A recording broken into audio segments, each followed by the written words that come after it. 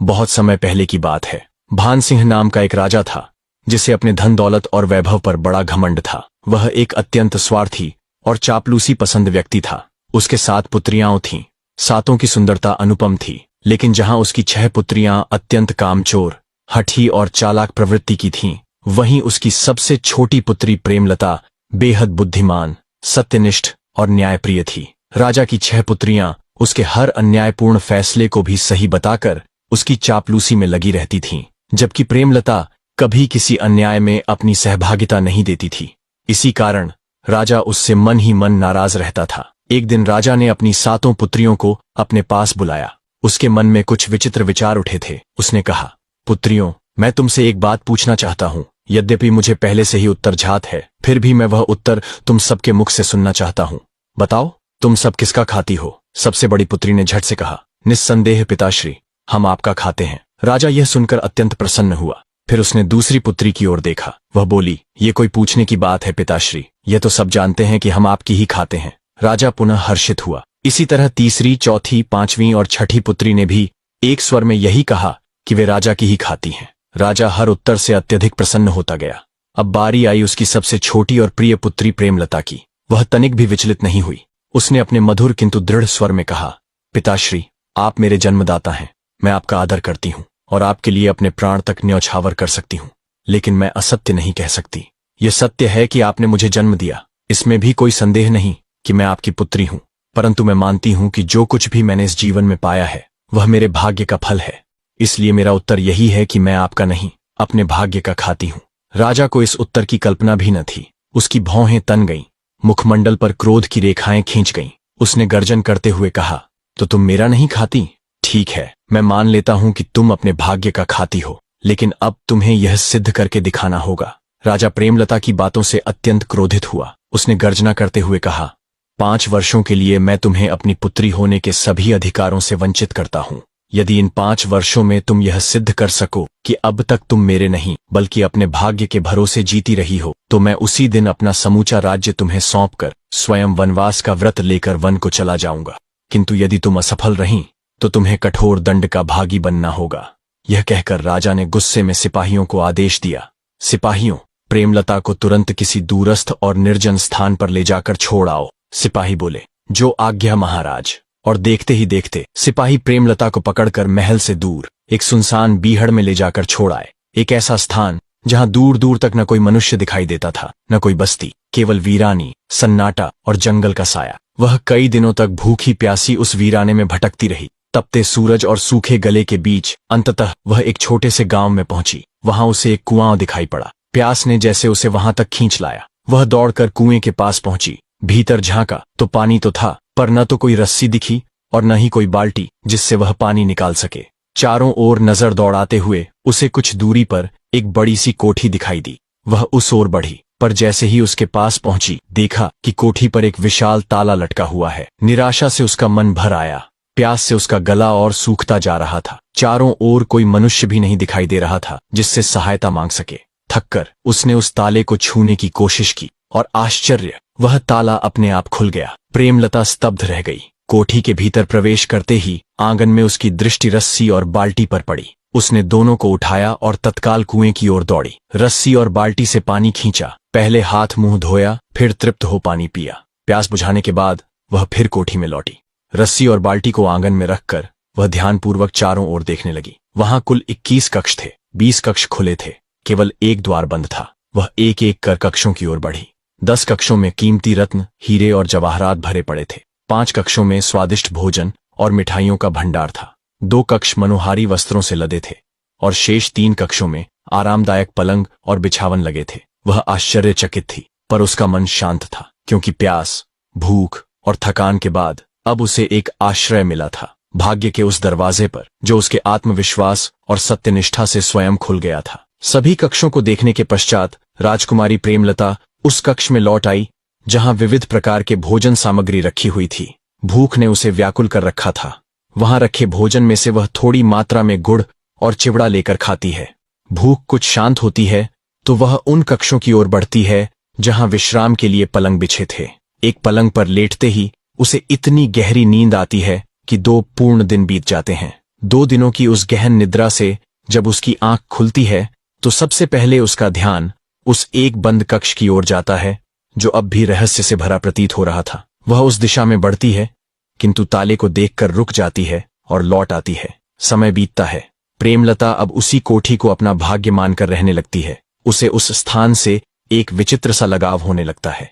वह अपने दिन वहीं व्यतीत करने लगती है। कभी उन रत्नों से भरे कक्षों में घूमती, कभी वस्त्रों को देखती और कभी शांति से आंगन में बैठी रहती। परंतु फिर भी कभी कभी उसका मन अनायास ही उस एक बंद कक्ष की ओर खींचने लगता, जैसे वहां कोई अदृश्य शक्ति उसे बुला रही हो।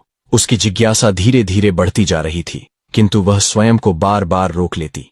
एक दिन ऐसे ही एक सन्नाटे से भरे क्षण में उसके पांव उस रहस्यमयी कक्ष की ओर बढ़ने लगते हैं। एक अजीब सी अनुभूति होती है उसे, मानो उस कक्ष में उसका भविष्य बंद है, उसकी कोई कहानी, कोई नियति, उसका भाग्य। उसके हाथ धीरे से उस ताले की ओर बढ़ते हैं और जैसे ही वह ताले को छूती है, ताला अपने आप खुल जाता है। अब उसके मन में कोई संदेह शेष नहीं रहता। निश्चय ही इस कक्ष से उसका कोई गहरा संबंध है। वह साहस के साथ द्वार खोलती है और भीतर प्रवेश करती है। वह देखती है कि उस कक्ष के बीचों बीच एक सुंदर और सुसज्जित शैया पर कोई निष्प्राण शरीर पड़ा है। वह उसके समीप जाती है और ध्यान से उसे देखती है। उसके शरीर में अनगिनत सुइयां चुभी हुई हैं, किंतु आश्चर्यजनक रूप से उसके चेहरे की कोमलता और लावण्य वैसा ही बना हुआ था, मानो वह अभी जाग उठेगा और बोल पड़ेगा। उसके वस्त्र, उसका तेज, सब कुछ संकेत दे रहा था कि वह कोई साधारण व्यक्ति नहीं, कोई राजकुमार है।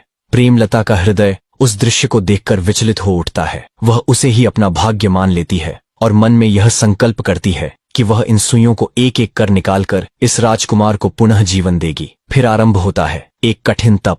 6 मास तक बिना अन्न, बिना जल प्रेमलता केवल एक ही कार्य करती है। प्रत्येक दिन एक सुई निकालती है। समय जैसे थम जाता है। धीरे धीरे सुइयां कम होती जाती हैं और फिर एक दिन जब केवल 2 सुइयां शेष रह जाती हैं, तभी उसकी चेतना लौटती है। वह सोचती है, अब केवल 2 सुई रह गई हैं, इन्हें भी निकाल दूंगी, पर पहले कुछ खा पी लूं, स्नान कर लूं। लेकिन जब तक मैं लौटूं, किसी को तो इनकी देखरेख के लिए यहाँ बैठाना होगा। यही सोचकर वह उस कक्ष से बाहर निकलती है। ठीक उसी समय संयोगवश एक स्त्री कुएं से पानी भर रही होती है।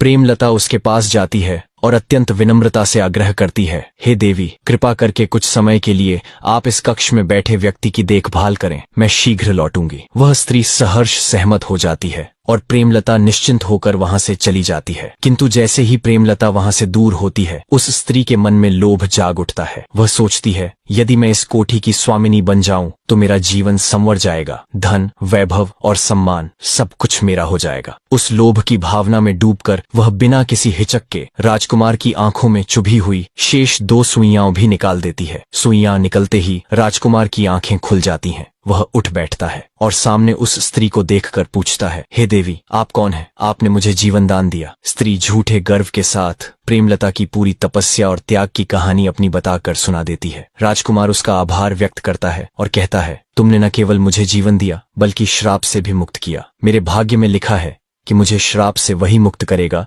जो मेरी जीवन संगिनी बनेगी, अतः अब से तुम ही मेरी संगिनी हो। राजकुमारी प्रेमलता कुछ समय पश्चात जब वापस आती है तो यह देखकर प्रसन्न होती है कि वह जिस निष्क्रिय शरीर को उस स्त्री की देखरेख में छोड़कर गई थी, वह एक हंसते खिलखिलाते स्वस्थ रूपवान नवयुवक में बदल चुका है। राजकुमारी उस स्त्री का आभार व्यक्त करते हुए उसे जाने के लिए कहती है। इस पर वह स्त्री प्रेमलता से पूछती है, तुम कौन हो जो मुझे जाने के लिए कह रही हो? इस बात से हैरान होकर प्रेमलता उसे कुछ समय पहले की बातें याद दिलाते हुए अपना परिचय देती है, लेकिन वह स्त्री राजकुमार के सामने उसे झूठा बताते हुए उसकी बात को प्रमाणित करने की शर्त रख देती है। राजकुमारी निरुत्तर हो जाती है क्योंकि उसके पास इस बात को प्रमाणित करने का कोई साक्ष्य नहीं होता और जो एकमात्र साक्ष्य था वही स्त्री अब उससे प्रमाण मांग रही थी। राजकुमारी ने उस स्त्री से अधिक बहस करना उचित नहीं समझा और वहां से जाने लगती है, लेकिन राजकुमार उसे यह कहकर रोक लेता है कि जब तक झूठ और सच का निर्णय नहीं हो जाता तुम इसी कोठी में रहोगी। राजकुमार, जो राजकुमारी को देखते ही मंत्रमुग्ध हो गया था, समझ नहीं पाता कि क्यों, लेकिन राजकुमारी की बातें उसे सच्ची लग रही थीं। फिर भी किसी प्रमाण के अभाव में वह उस स्त्री को पूरी तरह झूठा भी नहीं कह सकता था। राजकुमार असमंजस में पड़ा था कि क्या करे, कैसे सच और झूठ का निर्णय करे। इसी कशमकश में वह पूरी रात बिता देता है। कोई रास्ता न सूझने पर वह राजकुमारी से अकेले में मिलने और बात करने का निर्णय लेता है। सुबह होते ही उसकी निगाहें राजकुमारी को ढूंढने लगती हैं, लेकिन राजकुमारी कहीं नहीं दिखती। उसने हर उस जगह उसे तलाशा जहां वह हो सकती थी, मगर वह नहीं मिलती। राजकुमार बेचैन हो जाता है। उसे इन कुछ दिनों में राजकुमारी से एक आत्मिक जुड़ाव महसूस होने लगा था। उसे यह सोचकर पछतावा होने लगता है कि कहीं राजकुमारी की बातों पर विश्वास न करके उसने कोई गलती तो नहीं कर दी। वह विचार कर ही रहा होता है कि उसकी नजर राजकुमारी पर पड़ती है, जो बगीचे में फूल तोड़ने गई थी। राजकुमार उसे देखते ही इस कदर प्रसन्न होता है जैसे उसकी कोई प्रिय वस्तु खोकर फिर से मिल गई हो। वह उससे अपने मन की बात कहने ही जा रहा होता है कि वह स्त्री फिर से वहां आ जाती है और राजकुमार चाहकर भी कुछ नहीं कह पाता। इस विषय में राजकुमार ने कई बार मौका देखकर राजकुमारी से बात करने की कोशिश की, लेकिन हर बार वह स्त्री बीच में आ जाती थी, जिस कारण वह राजकुमारी से बात नहीं कर पाता था। एक दिन जब राजकुमार किसी कार्य से नगर जा रहा होता है तो वह राजकुमारी से पूछता है कि क्या वह वहां से उसके लिए कुछ लाए। राजकुमारी यह कहकर मना कर देती है कि उसे किसी चीज की जरूरत नहीं है, परंतु राजकुमार के जिद करने पर वह कहती है कि वह उसके लिए काठ की कठपुतली ले आए। राजकुमार यह सुनकर हंस देता है। कठपुतली, उसका क्या करेंगी आप? राजकुमारी मुस्कुराते हुए कहती है, बस आप ले आइएगा। राजकुमार नगर चला जाता है, लेकिन कुछ दिनों बाद जब वह लौटता है तो राजकुमारी के लिए कठपुतली लाना नहीं भूलता।